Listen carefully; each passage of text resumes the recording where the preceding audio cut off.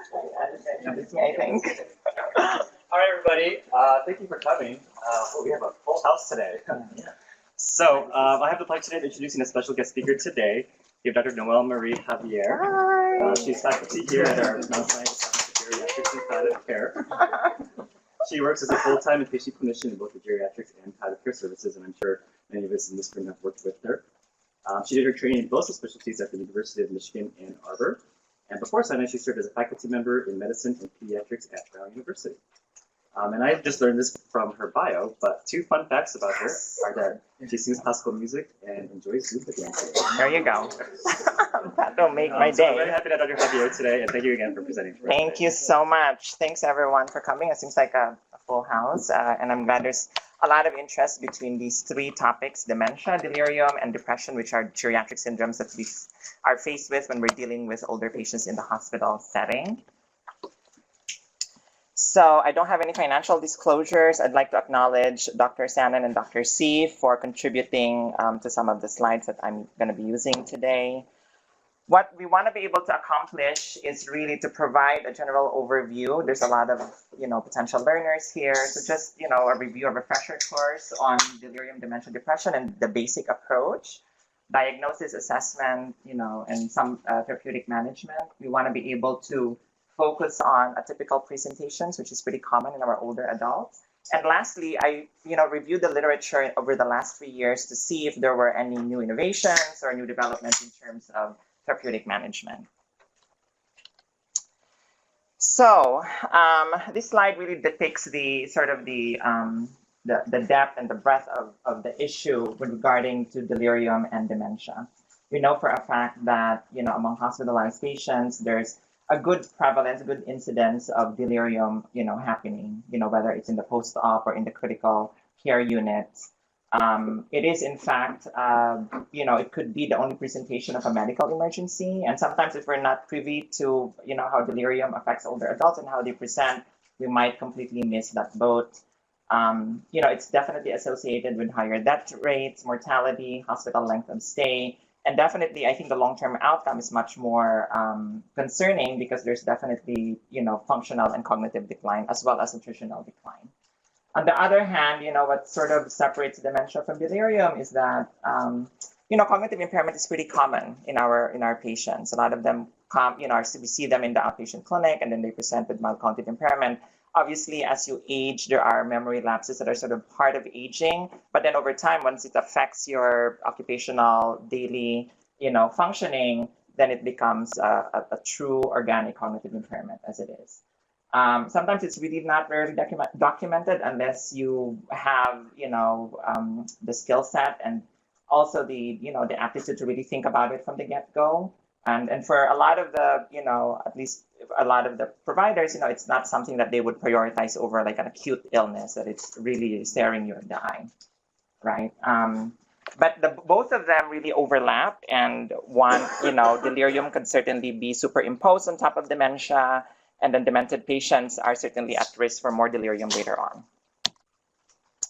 So this is a really nice cartoon. It says here, try to get some rest. I'll be in every few minutes to make sure you don't, which is what we typically do, right, when we're managing patients. But again, it's part of the care that we provide. So I'd like to start. So all my cases are lifted from Mount Sinai Hospital, and these are all pretty recent. So let's start with this case. This was a patient that I took care of in 10 East, Miss EF. She's a 76-year-old female with metastatic colon cancer to the liver, and she was admitted for elective surgery. This happened a month ago in June when I was on concurrent medical service, geriatric service. And she had laparoscopic right-sided hemicolectomy, a partial left hemicolectomy, a liver resection, and she also had upper endoscopy. Now, her past medical history was pertinent for tardive dyskinesia, reflux, generalized anxiety disorder, and esophageal cancer, for which she underwent some form of surgery. Her post-operative course on day 2, she actually triggered sepsis. So she ended up having tachycardia, low oxygen saturation, as you know, and I also sit on the, the committee for Stop Sepsis. It's the department champion. We're pretty big on trying to prevent sepsis, and when you have these types of triggers, that automatically raises a red flag, and you're supposed to act on it right off, the gates. So, but her baseline mental status was, she was really intact and lucid. In fact, she was extremely functional, before she came into the hospital. Remember, this was an elective surgery. And when the X-ray was done to sort of complete the workup for sepsis, it turned out that she had bilateral infiltrates in chest X-ray. And she was immediately started on antibiotics because she is post-surgery, she's in the hospital, she was having this tachycardia, low oxygen, hypoxemia. So naturally, people were thinking about pneumonia. So this is where my team came. We were consulted for altered mental status. Now, furthermore, on the interval history, we found that as we were having a conversation with her, she actually presented with visual hallucinations. She was pointing to a paper and a walker in the room, and they were not present at all. She could not maintain, attention. She was sort of like tangential in terms of the communication piece. And she was having significant abdominal pain. This is a post-op, lady who just had extensive surgery. And I think the first thing that happens is that they blame the opioids when somebody is having significant pain and delirium at the same time. So what did they do? They discontinued it. And so she was in horrible pain, 10 out of 10 pain. And then the collateral history that we got was that she was actually taking Klonopin, clonazepam, at home for generalized anxiety disorder. And this too was not on her medication list. So right now you could be thinking in your heads as to what might be possible causes for delirium. Can you shout them out for me? Withdrawal. What else? Pain. Infection, right? So those are like the pretty common. The fact that she's also in the hospital. So she was actually incoherent. She was restless. She was tossing and turning, and then she was complaining of significant tenderness to the abdomen. Her medications were as follows: typical Tylenol, Zofran, Protonix, Zosyn, lidocaine, Lovenox, Plasmalite, and scopolamine patch. Any comments on the medications? Yeah, right. We don't like scopolamine patch. So we'll get to her case in a little bit. There's a conclusion to that case. So delirium in the older adults, why do we even bother? Because in fact, it is a medical emergency, right? Because when somebody presents with delirium, there is something underlying that's going on, whether it's infection, whether it's dehydration, and we are all mandated to really work towards getting to the bottom of things. So we can actually kind of want to call it sort of like brain failure as, equivalent to congestive heart failure in that sense, right? You could put it that way. It is actually also known that it's an independent risk factor for mortality, functional decline, length of stay, nursing home placement, and cognitive decline, all of which I've already mentioned earlier. Now, the incidence varies, particularly for our geriatric, older adults geriatric, meaning 65 and above. In this particular study in 2010 and 2002, they looked at 70-year-old and above. And what they found was that there was a disparity in terms of the incidence of delirium amongst different care settings, whether it's in the emergency room, which comprises about 10%, in the gen med wards, up to a fourth of the population in gen med wards develop delirium. And look at this, which is again it's a staggering number, but it's not something that's rocket science. We know that when they're in a critically ill state, they're at very high risk for delirium, and so up to 85% of them actually present with delirium. Why in the ICU? Because they're tethered, they're tied, they're restrained. It's a lot of noise, even though the ratio probably to nurses and patients is close to 1-to-1. So it's definitely costly, right? And because it lengthens the stay.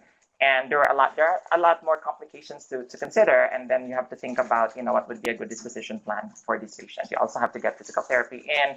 So a lot of these things come into play. When a patient comes in like this patient who came in lucid and intact, there is a high probability that she will end up with some kind of delirium if she has the risk factors. But I think that the key to this slide is that delirium is really preventable if we address the different causes. So just as a refresher course, we're looking at DSM-5 for criteria for delirium assessment. And really these four elements are the ones that we really look toward. So the two main important criteria is acute onset and fluctuating course. The first question to ask is there an acute change in mental status? Even if the patient has mild cognitive impairment, you need to know what the baseline cognitive impairment is. If there's an acute change from that baseline, then you think about delirium. If it's fluctuating, meaning that it waxes and wanes, all throughout the day, then you have to think about delirium. So you could see them at the lucid state, and then later on in the afternoon, they're confused. The second important criterion is that they should be inattentive, and you need to meet the first two criteria to diagnose delirium. This is actually the confusion assessment method. So how do we test for inattention? Any input? Serial sevens is one. Reciting the days of the week backwards, reciting the months of the year backwards, or even just having a conversation, right? You're talking, okay, what brought you to the hospital? Is this person making sense? And if they're not quite, following along, then you think about delirium. Now, it's also supported by disorganized thinking. What does that mean? Hallucinations, delusions, paranoia, and altered consciousness, meaning that, 1 minute they're like awake and alert, and then the next minute they're like somnolent to drowsy. So you need to think about delirium. So confusion assessment method, I think I just highlighted some of the things that you can sort of, do. Like, as I said, days of the week backward and months of the year, backward. Disorganized thinking, kind of, looking at orientation and then asking them. And then in this particular patient, she was seeing things that were not there, a walker and a paper, and there wasn't anything there. So this is, again, just a brief overview of what you can do in terms of the confusion assessment method. Yes? For things like paranoia or the hallucinations, are those also kind of transient or Correct. the same way? Yes. They're not sort of persisting? No. No. But the difficulty is when you have a schizoaffective or schizophrenic patient at baseline. And then so unless the person has had, again, you need to go back to the collateral history, is the schizophrenia psychotic symptoms controlled? And if they started having more hallucinations, then you can, and it's pretty acute from their baseline, and can probably say, in this particular patient cohort, then maybe there's a component of delirium, and you're mandated to, really work that out as well. But yes, it's transient. It's not, but it doesn't necessarily linger. If it does, then you also need to think about, once the delirium episode has resolved, you need to think about a dementing illness, neurodegenerative, at some point. I meant specifically like in terms of like the waxing and waning. Yes. It should also, the paranoia and hallucinations would also be sort of waxing and waning. Correct. And transient, yeah. So I think that, so delirium is actually categorized into, or stratified into three different, three different types. You have your hyperactive and hypoactive, depending on their motor and non-motor clinical presentation, right?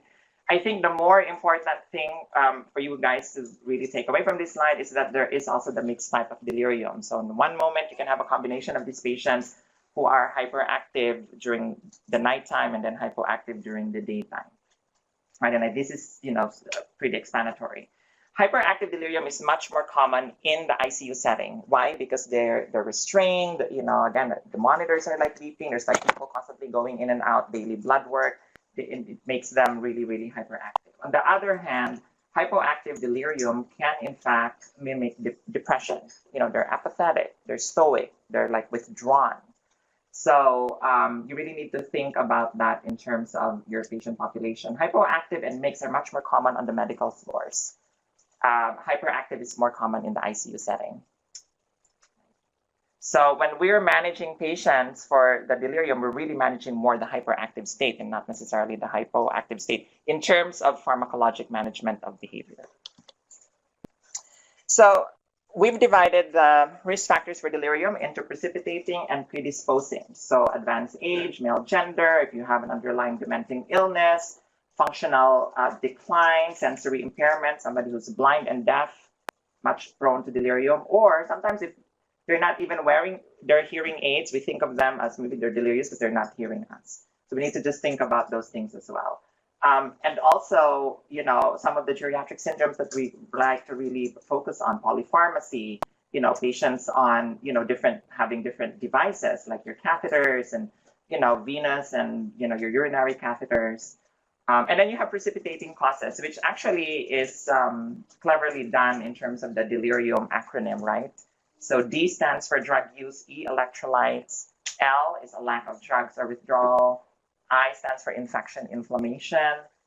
There are more seats up here. Dr. Sanan, you want to sit down here?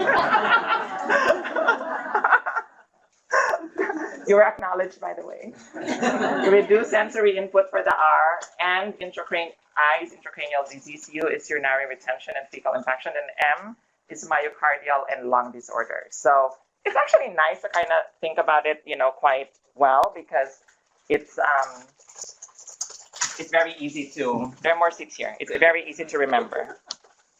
Okay, so going back to our patient, right? So GS with the specific, risk factors. This is what she had. So predisposing factors were that she was older, 80 and about 80, and then dementia. There was an perhaps a cognitive impairment that was underlying there, even though at baseline she was much more intact than not. High medical comorbidity. She had a slew of different cancers, and then she was coming in for this elective surgery, and then precipitating causes for her were the drugs that were not necessarily put on, and those were added, like the scopolamine patch, and then myocardial and lung disease, so she had that. So this is a really nice model of delirium, really looking at the complex interaction between the intrinsic vulnerability of the patient to develop delirium as opposed to, in comparison to the predisposing and precipitating factors. So we know that a person who is highly vulnerable, because there is a lot of predisposing factors to that, a less noxious insult can certainly, trigger or tip the scale to, delirium, active delirium. And so that's the complex interaction that we need to think about when we're taking care of our patients is what is the precipitating factor and what is the likelihood that they will develop delirium once they get into the hospital. I think you guys know this. So Mark Beers is an American geriatrician who is also a psychiatrist, trained at Harvard. He was working in a nursing home one day, and he felt like with a lot of the nursing home residents, they were on a bunch of medications, right? So polypharmacy to the max. And he realized that a lot of them can potentially are deliriogenic. And so he created this Beers list of potentially inappropriate medications for older adults. So this was actually crafted in 1991 and then revised in 2002, 2012, and then 2015 is the most recent ones. So there's an extensive list of medications under the Beers list, and I'm not going to go through all of them. I'm just going to highlight some of the ones that we, at least in the hospital, should be privy to and that we're using a lot. A lot of the bladder agents like terazocin, and sometimes people still use this for, really refractory resistant hypertension, may cause orthostasis. Your alpha-2 agonists like clonidine, for resistant hypertension, your antiarrhythmics. Antihistamines, diphenhydramine, Benadryl is one of the things that people still commonly use to help with sedation. Antipsychotics even, it's interesting that the antipsychotics is almost like a paradoxical, reaction, right? That could be helpful with delirium, be potentially deliriogenic, in the wrong patient. Benzos, barbiturates, digoxin, estrogen, NSAIDs, nitrofurantoin, which is a pretty common drug that we use in the outpatient setting for urinary tract infection. So this is just a much more exhaustive list that I wanted to, but this is, if you have the Beers list criteria, there's so much more, and this is just a snapshot of the different categories that we're really looking at and trying to avoid for older adults. Okay, so light bulb moment, a typical presentation in keeping with our second objective. What is the typical presentation of delirium in the older population? So they could present with depressed mood, or they could look depressed, but not necessarily depressed. They could be apathetic, stoic. They could have like a manic episode as well, pressured speech, very fast talker, and they could be delirious. Again, if you meet the criteria of inattention and acute change and from baseline and fluctuating course, then that is delirium for you.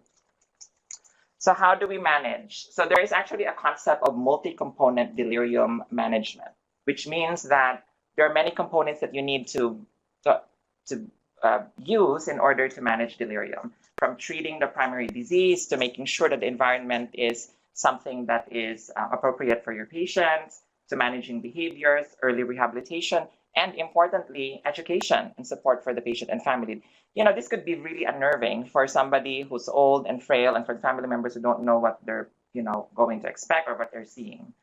And with regards to the pharmacological intervention, I'm going to get through this in the recent studies on this, but just a little bit of, you know, like key points to impress upon you. There's really no good evidence. In fact, the consensus guidelines have been fluctuating and are all over the place. But nevertheless, we are still, you know, compelled to use some of these agents, particularly Haldol or haloperidol, which is the most studied of all of the antipsychotics, because when you have a patient who's climbing out of bed and threatening themselves or others, you're compelled to act on that, right? Because the one-to-one and maybe the redirection, reorientation will not be enough. And or a patient might be incredibly sick and they're trying to pull out the central lines and, you know, all of the intubation. You need to, you know, give them medications. I think that in the therapeutic management of delirium, you need to really focus on the non-pharmacologic and the pharmacologic aspect. And the non-pharmacologic is just as efficacious as pharmacologic management. In fact, this is the first line. What does non-pharmacologic mean? It means that you should redirect one-to-one, orientation cues, you know, use of sensory aids, caregiver education, follow the Beers list. Now, the Beers list, again, not to belabor the point, it's not a hard and fast guideline. It's supposed to guide you in terms of which medications might be appropriate and inappropriate and allowing for substitutes. But if you really need them because there's a compelling indication, then you have to use them. Just make sure that you follow proper guidelines, which is to start at the lowest dose, work your way up, and see if they develop adverse effects. And then avoid restraints and making sure that they're able to sleep. Pharmacologic interventions, again, if they're a danger to themselves, then and to others and to other patients and staff members, then you are mandated to treat them. In cases where the behavioral therapies are not practical or available, then you kind of have to, like, you know, treat them with pharmacologic agents. So the conventional drug is haloperidol, which is your typical antipsychotic, meaning that it has more EPS symptoms. That could be something that we're trying to watch out for. And thankfully, we have now the availability of atypical agents like risperidone, olanzapine, and quetiapine. And then for some, you know, extreme cases, exceptional cases, you might have to use mood stabilizers, antidepressants, and memory medications. So according to the American Geriatric Society, and, you know, as exemplified in this book, this is sort of like our go-to with the appropriate dosage, benefits, adverse events, and comments. I'm really going to be focusing on haloperidol, so we'll have a little bit more information with that, and then maybe quetiapine, you know, with some of the studies. I don't expect you to memorize them, and I'm going to have this slide set available for you guys to refer to. So this is, you know, one of the ways that I personally and professionally practice. You know, I start with, it's like trying to find the right opioid dosing for somebody who's behaviorally challenged, you know. So I start with trazodone, and then you have Seroquel, olanzapine, and then you kind of have this stepwise escalation of dosing based on the symptoms. And then I tend to use Haldol at the very last, because if they're still able to take PO and are redirectable, then I start with orals. So what is Haldol? So it actually acts on the D2 receptors in the brain. You don't need to adjust for renal or liver dysfunction, and the half-life is between 2 to 6 hours for oral, and for IV, 14 to 26 hours. It can be used for hyperactivity, schizophrenia, other psychotic disorders, but it also has off-label use, nausea, vomiting, hiccups. It's pretty good. And then for management of psychotic behaviors in dementing illness. The downside of that is that there's a black box warning that there is a risk for CVA and mortality when you're using that. QTC prolongation is probably the most feared of all the antipsychotics, just in general, whether you're using Haldol or quetiapine, because there's also, you know, it triggers more like the myocardial repolarization because of potassium channel blockade. So that is the cause for why your QTC gets prolonged. Hyponatremia from SIADH may be observed in older patients as well. So this was a study that was done in 2016. I didn't put the date, but it's again we're limiting our studies to the last 3 years.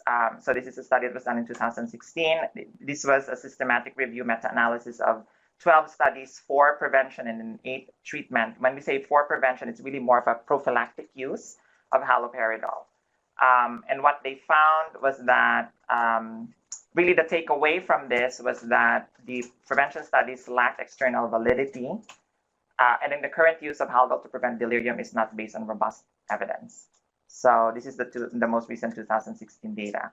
Again, with the hyperactive type of delirious patient who's climbing out of bed and danger to self, we are kind of compelled to treat because otherwise, they're gonna, harm themselves. What about, so this is a much more recent study in 2018, actually, haloperidol versus placebo for delirium prevention in acutely hospitalized older at-risk patients. And what I love about this study is it's a multi-center, double-blind, randomized trial. I believe this was done in the Netherlands. So what they did was they looked at 70-year-old cohort acutely admitted through the emergency room and general medicine subspecialties. And then they randomized them to one haloperidol 1 milligram PO twice a day, or placebo of the same dose. And it was following it for a week.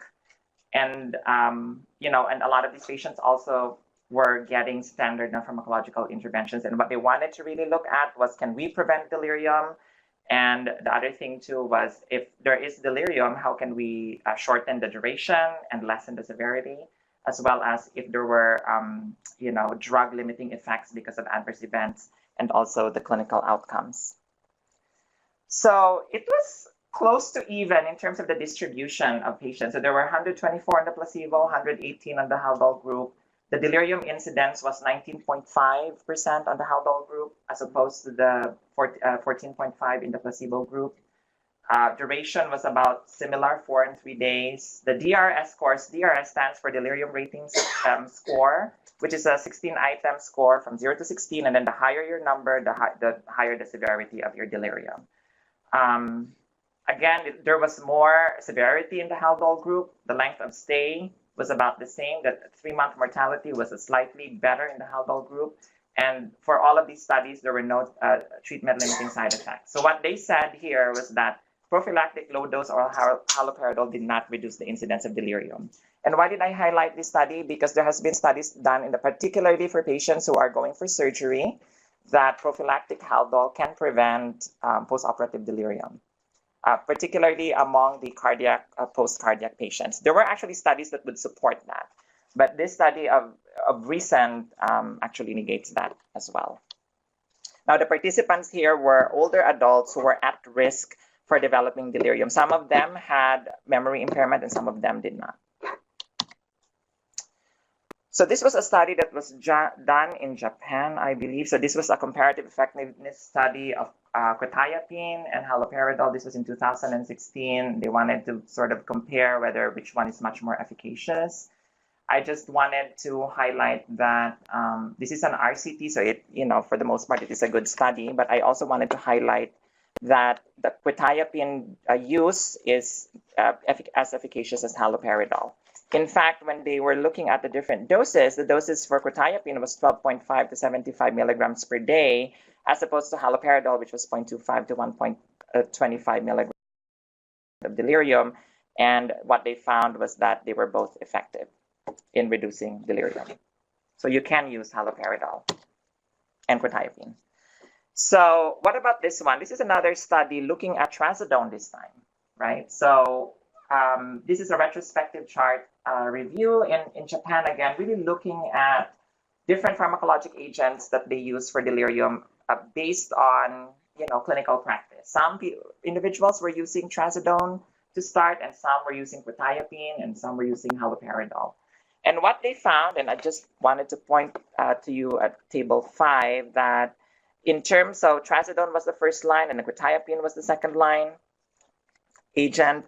And what they found was that there were more patients who had delirium that was less than a week in comparison to your quetiapine group. The same way with the next 2 points, which is 1 to 2 weeks and more than 2 weeks. So they just stratified it according to the duration.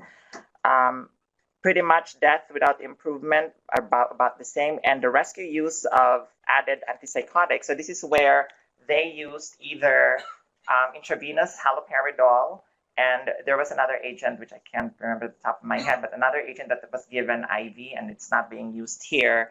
And that they found was that,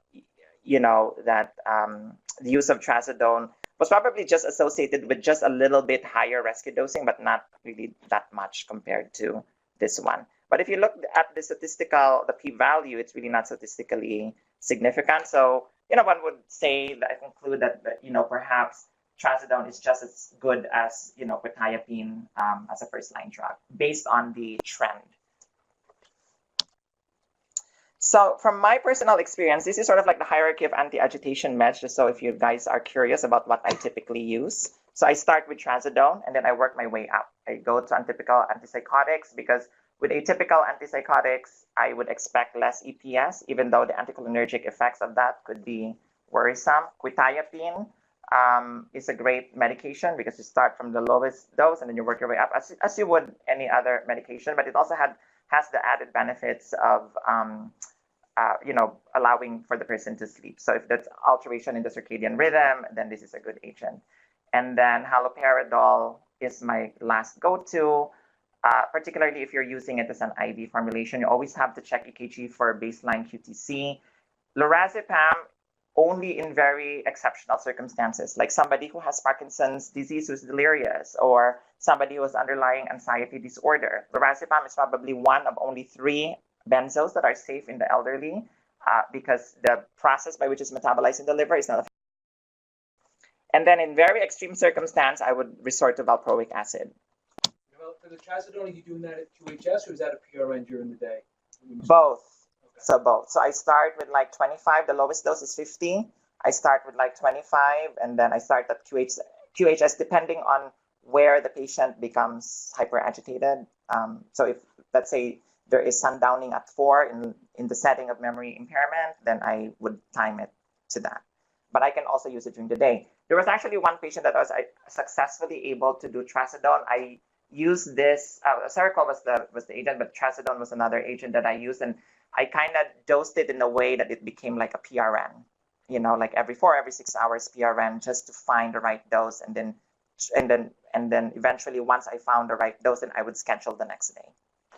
Now, with trazodone, the dose is up to 150 milligrams. Once you get beyond 150, there's the antidepressant, anti-anxiety effect of that. So this was the conclusion to that case. So we discontinued the scopolamine patch because, as you remember, scopolamine patch is actually one of the Beer's list inappropriate use in the older population. Non-pharmacologic interventions were put in place. We started her clonopin back at 50% of the home dose because we were concerned about drug withdrawal.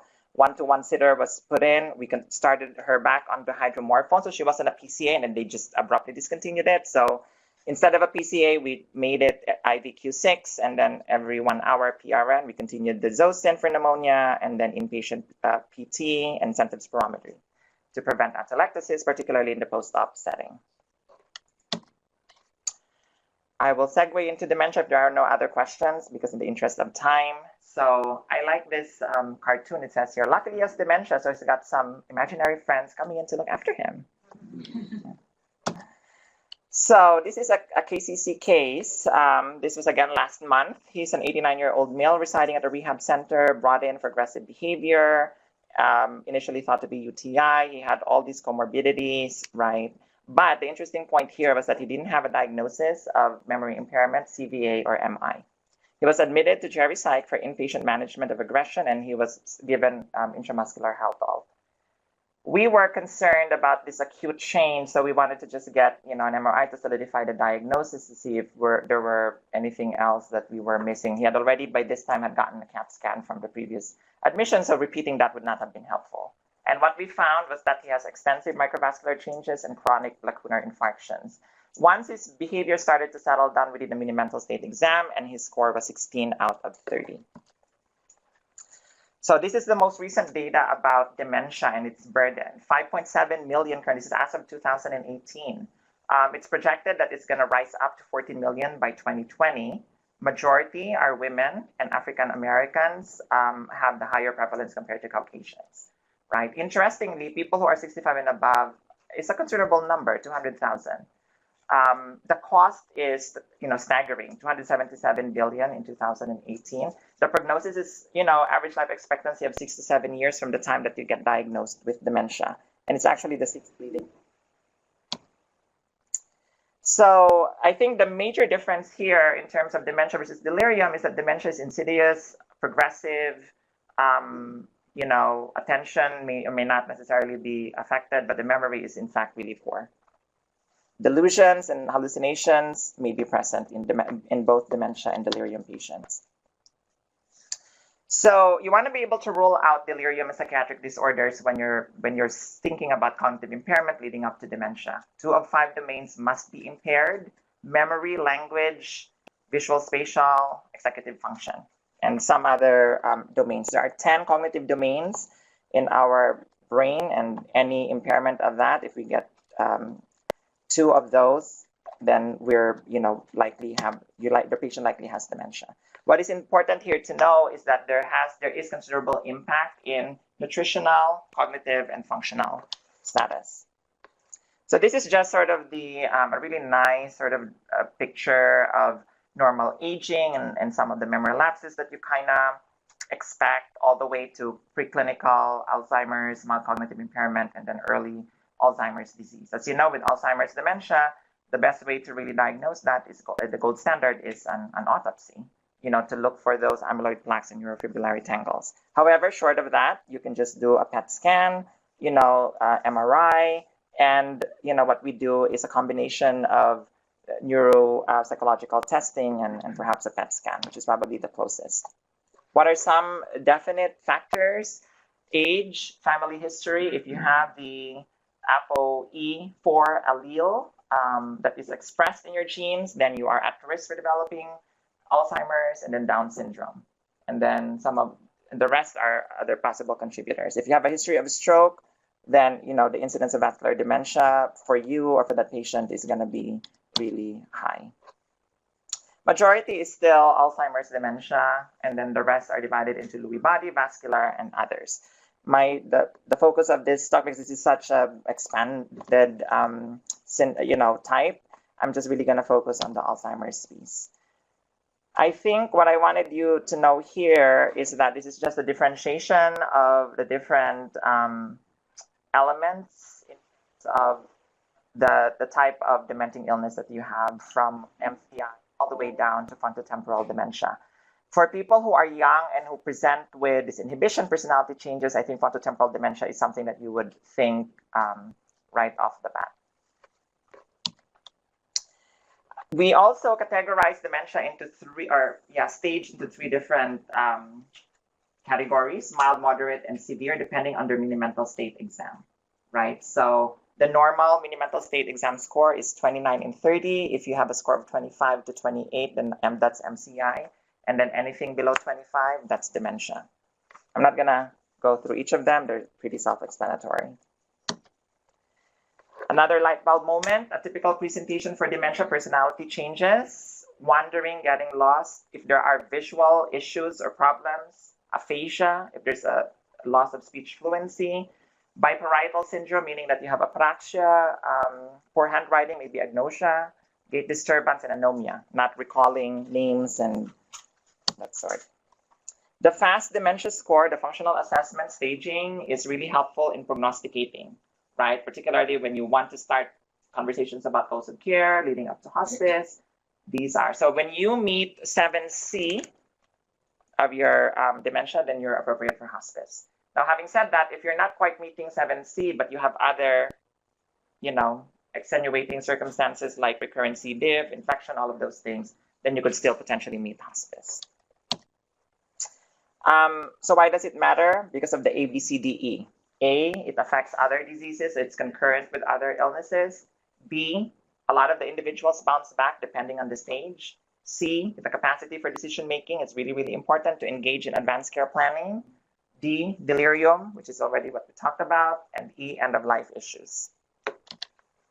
So this is just a table of the different pharmacologic treatments from the very early Tacrin all the way to memantine. And the data, this is 2015, and actually looking back at it, there hasn't really been much change except maybe for the introduction of the long-acting donepezil and rivastigmine, and also long-acting or higher dose, which I should say higher dose of memantine, donepezil, and rivastigmine. Rivastigmine is probably one of the more attractive cholinesterase inhibitors because it's pseudo-irreversible. What does it do? Dementia, you have a depletion of your acetylcholine, as part of your neurotransmitter. So if you give an anticholinergic agent, it antagonizes that, it decreases the level in your postsynaptic cleft, and you have more confusion, delirium, dementia. What it does with rivastigmine and a lot of these cholinesterase inhibitors is that it inhibits the enzyme acetylcholinesterase, which degrades your acetylcholine in your synaptic cleft.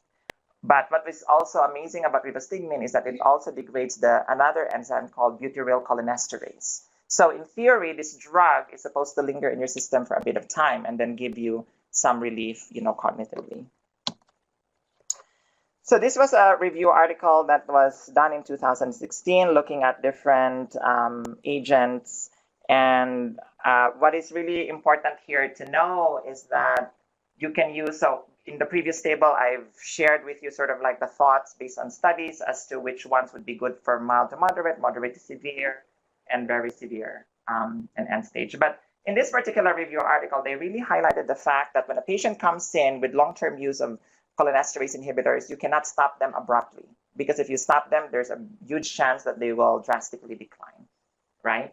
So unless they're not really unless they're dysphagic, they're not able to swallow, then you can hold off. But otherwise, you should resume them because that will also contribute to more delirium. I think it's also important here in this study that appropriate use of the higher dose of the donepezil, memantine is appropriate. Memantine in of itself can stand alone for moderate to severe as a monotherapy or as a combination therapy with cholinesterase inhibitors. And this is just a study sort of like looking at that, all these different trials, and what they found was that, use of memantine stabilized on a cholinesterase inhibitor actually helps with cognition, overall clinical assessment, as well as activities of daily living and behavioral symptoms. So, again, it boils down to clinician practice and judgment, whether they want to combine for moderate to severe cases memantine with cholinesterase inhibitor versus just monotherapy with memantine alone, or cholinesterase inhibitor alone. And then this study, again, it also looked at the higher doses of donepezil, rivastigmine, and memantine. And I don't want to bore you with the details of which, but the takeaway here is that all of these higher doses can help with moderate to severe. When do you see the effect? 6 months after you start the medication. The full effect is seen 6 months. So when you start the medication, cholinesterase inhibitor for memory impairment, you start with the lowest dose for about a month, monitor for side effects. The usual is nausea, vomiting, diarrhea. If those are severely restraining or restricting the person, then you might want to rethink about switching or discontinuing. And then after a month, you up-titrate to the next higher dose. But you won't really see the effect until 6 months, the full effect. And so you continue to monitor with mini-mental state exam, your MOCA, and other screening tools. So what's the conclusion to the case? So the patient was started actually on Depakote by the inpatient Geriatrics patients because this patient had refractory behavioral disturbance from the dementia. He was also started on Seroquel at these doses. He was started on Bromeltion, and he was given PRN Haldol after quite some time. So they had to actually go to court because they had to, in a way, chemically restrain him because he was so antagonistic. He would pull at me, he would lift my shirt, and it was just really inappropriate, this patient. So if you guys have any questions about the use of Bromeltion, it's a melatonin analog, right? There were some studies that were done that said that maybe it could be used for postoperative delirium. The data on that is that it's not really useful. So melatonin for sleep, for delirium, if we're thinking that that's helping with the circadian rhythm, you can definitely try. But as a prevention for delirium, it's not a great drug. Finally, late life depression. So what does the cartoon say? I think you'll be interested in the next patient. He's 92 years old and accompanied by his parents. So DN, this is a patient that I took care of again in June. This was just in June. So all of these are like really recent. 77-year-old male, multiple medical problems, coming in for severe depression, suicidal ideation, had 4 Geriatrics admissions, suicide attempt. He's also a bit of a narcissistic personality. He is a graphic designer at baseline. So when we would have discussion, he would really rave about his amazing profession. But, you know, unbeknownst to us, and this is sort of like collateral information that I got later on, he was actually having interpersonal difficulties with his wife. There was question of verbal abuse from his partner, and that, you know, the wife could be struggling with mental illness. He did eventually, after maybe a week of, you know, establishing rapport with him, I think he eventually did say that his son was alcoholic and ended up in the ICU, and that was a source of stressor for him. He was being followed by an outpatient psychiatrist who did a lot of manipulation on his meds, and he felt like it was too much too soon. So what he actually said to us was, I did have a plan. It's to overdose on whatever medications he has. And so that got at him brought to the hospital to see if there were things that we can do to help his depression.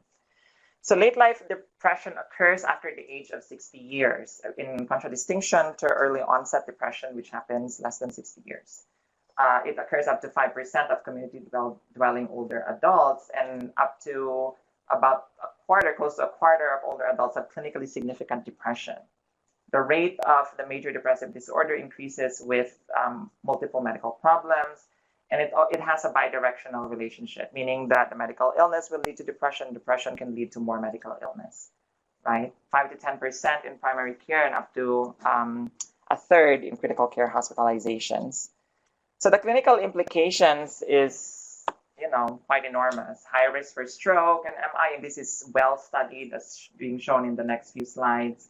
Higher mortality for patients with CAD and cancer, major risk factor for suicide, increased doctor visits, poor treatment adherence, polypharmacy, because we're trying to, you know, find the right cocktail of medications, ultimately leading to disability and significant medical burden.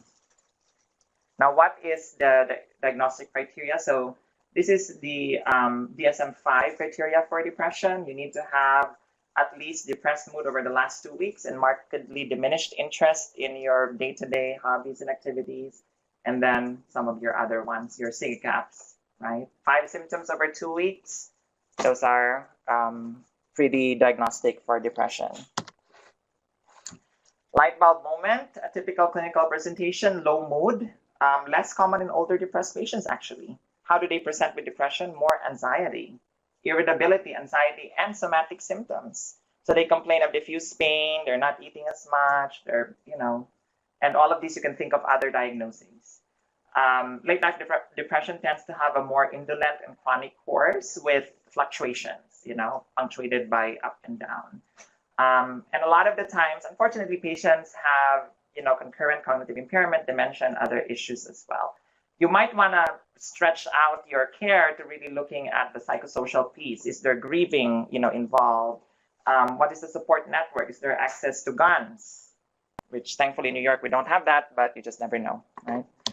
And these are your screening tools. Your PHQ-2, Q9, Geriatric Depression Screen 5 and 15, both are validated.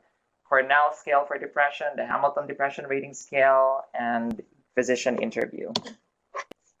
So depression may be a risk factor for cognitive decline, but it is also a manifestation of cognitive decline and associated with increased risk for dementia. Is that all surprising to you?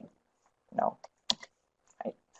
So this is one study that really looked at the incidence of depression, vascular factors, and risk of dementia. And what they found here was that, look at this. So the incidence goes up when you have depression and hypertension coexisting, right? 124 incidence rate per 10,000 person years.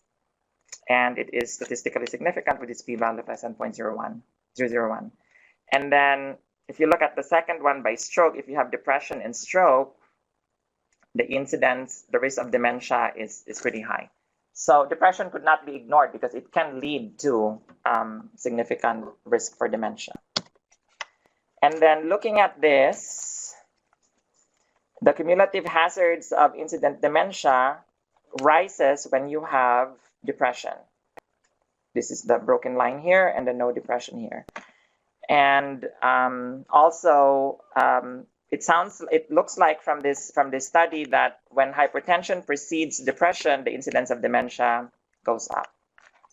Again, it goes back to the other table where coexistence of depression and hypertension can lead to dementia. Same with stroke and depression, the incidence goes up.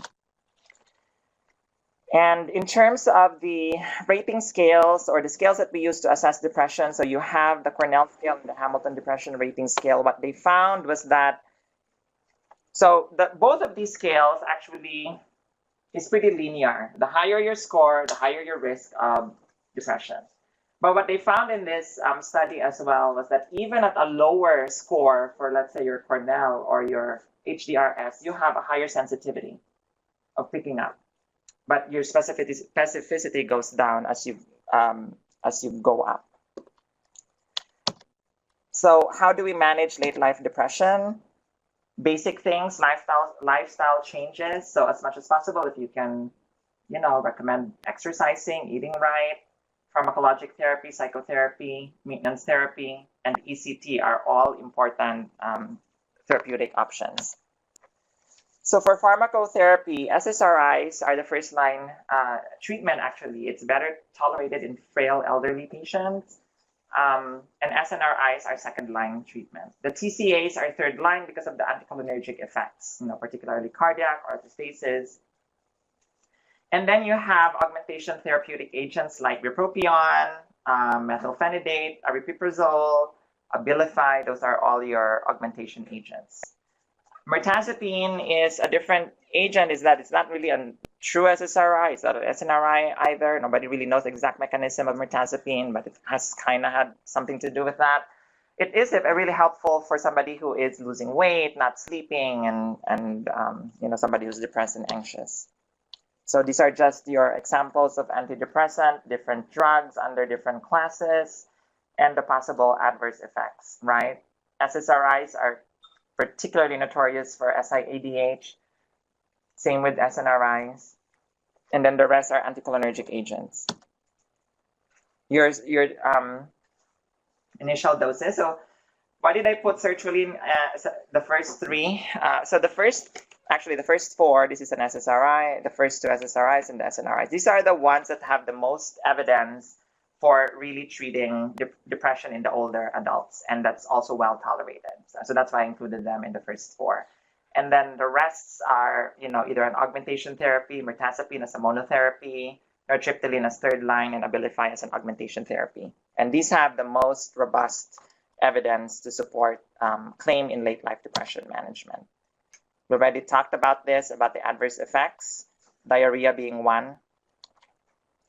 And then this is just, all the different other therapies, cognitive CBT, PST, and interpersonal therapy, really focusing on, and these are types of therapies that your psychologists, social workers, and psychiatrists can do on top of your pharmacologic agents. They could stand alone, but in severe depression, they have to be combined.